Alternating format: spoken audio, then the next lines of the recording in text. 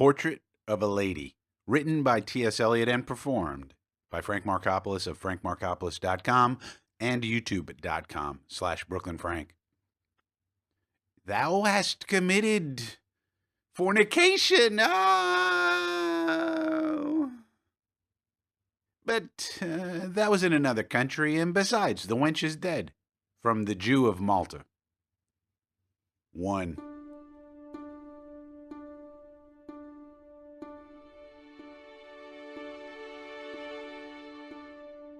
Among the smoke and fog of a December afternoon, you have the scene arrange itself, as it will seem to do, with I have saved this afternoon for you. And 4 wax candles in the darkened room, 4 rings of light upon the ceiling overhead, an atmosphere of Juliet's tomb, prepared for all the things to be said or left unsaid. We have been, let us say, to hear the latest Pole transmit the Preludes through his hair and fingertips. So intimate, this Chopin, that I think his soul should be resurrected only among friends, some 2 or 3 who will not touch the bloom that is rubbed and questioned in the concert room. And so the conversation slips among velleities and carefully caught regrets through attenuated tones of violins mingled with remote cornets, and begins. You do not know how much they mean to me, my friends, and how rare and strange it is to find in a life composed so much of odds and ends. For indeed I do not love it. You knew? You are not blind. How keen you are to find a friend who has these qualities, who has and gives, those qualities upon which friendship lives. How much it means that I say this to you. Without these friendships, life, what calcumer?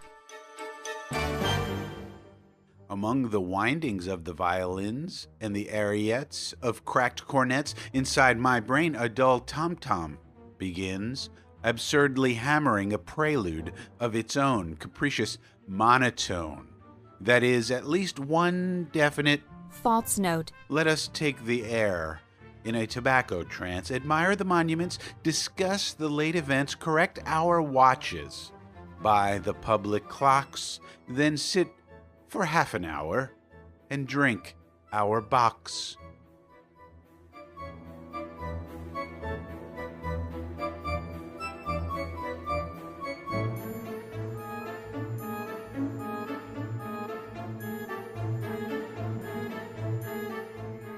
Two.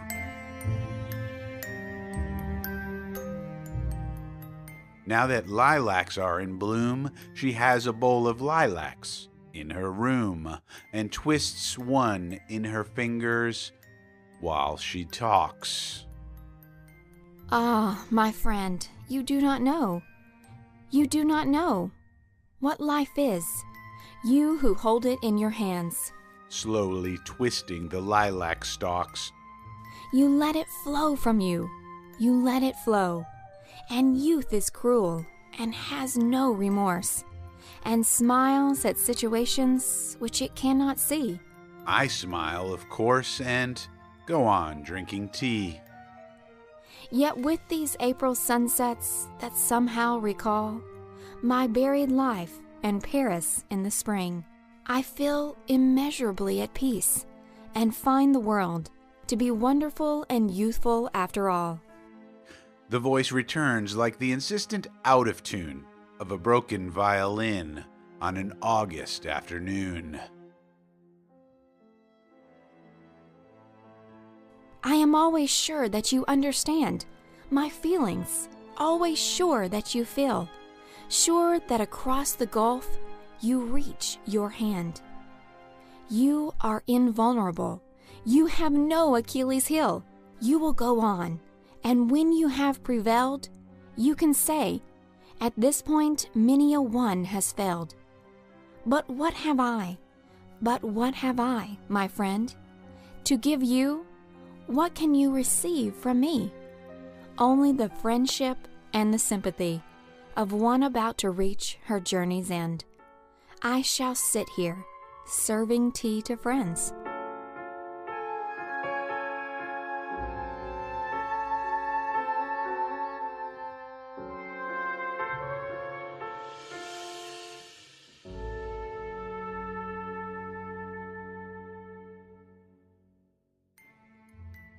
I take my hat.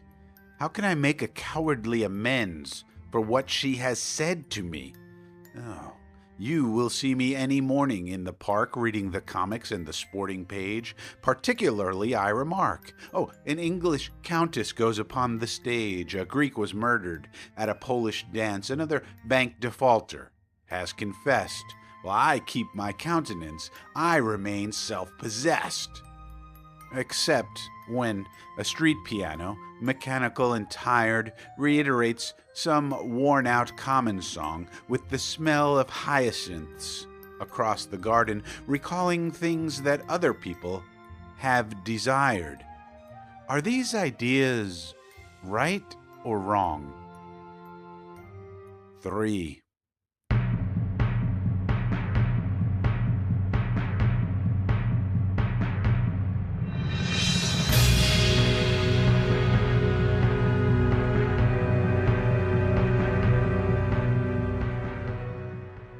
The October night comes down, returning as before. Except for a slight sensation of being ill at ease, I mount the stairs and turn the handle of the door and feel as if I had mounted on my hands and knees.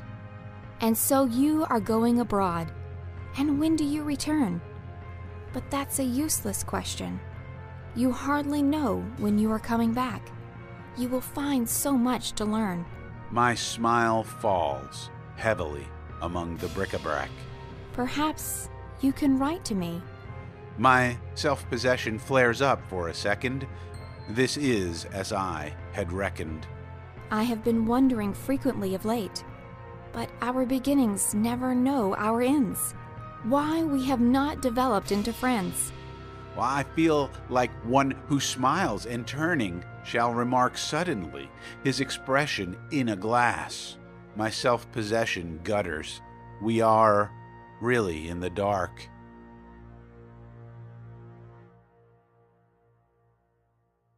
For everybody said so. All our friends. They all were sure our feelings would relate. So closely, I myself can hardly understand. We must leave it now to fate. You will write, at any rate. Perhaps it is not too late. I shall sit here, serving tea to friends.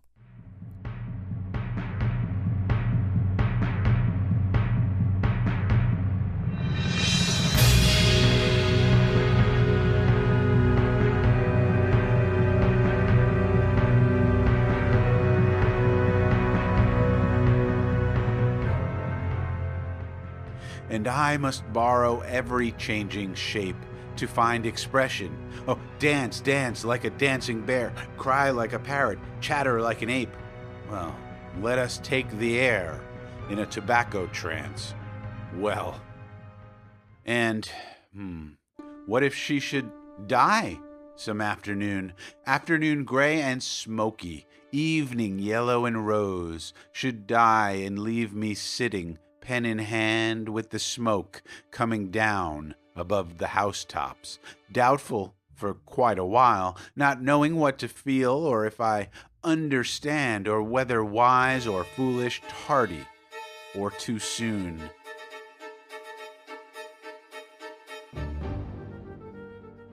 Would she not have the advantage after all? This music is successful with a Dying fall. Now that we talk of dying,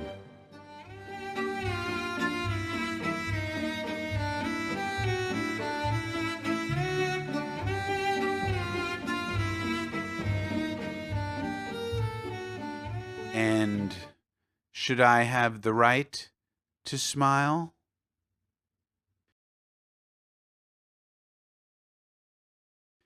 You've been listening to a poem entitled Portrait of a Lady. It was written by T.S. Eliot a long time ago and performed by Frank Marcopolos of frankmarcopolos.com and youtube.com/BrooklynFrank just recently. If you enjoyed it, please like this video and or subscribe to this YouTube channel for more audiobooks like this one. Thank you so much for listening. Almost Home, the new Pulse novel by Frank Marcopolos. Don't mess with the frats. Don't mess with the frats. Don't mess with the frats. Man, you can't tell that boy nothing. When former baseball phenom Enzo Prinziata is recruited into a powerful, shady business fraternity, he thinks he's found the solution to all of his campus life problems. But when he discovers the truth behind the frat's prosperity, can he untangle himself from it before it's too late for him to resurrect his career? From the offbeat mind of Frank Marcopolos comes the Swaniac novel, Almost Home. Almost Home by Frank Marcopolos is available on Amazon.com. Brought to you by Infinite Ending by Frank Marcopolos. Infinite Ending is a collection of 10 postmodern literary stories, plus 2 essays about postmodernism. The book has been called unnerving fun, powerful and genre-defying, and postmodern brilliance by Amazon.com reviewers. This collection is available as an ebook, paperback, or audiobook at Amazon.com. Get yours today. Infinite Ending by Frank Marcopolos, the author of the critically acclaimed novel, Almost Home.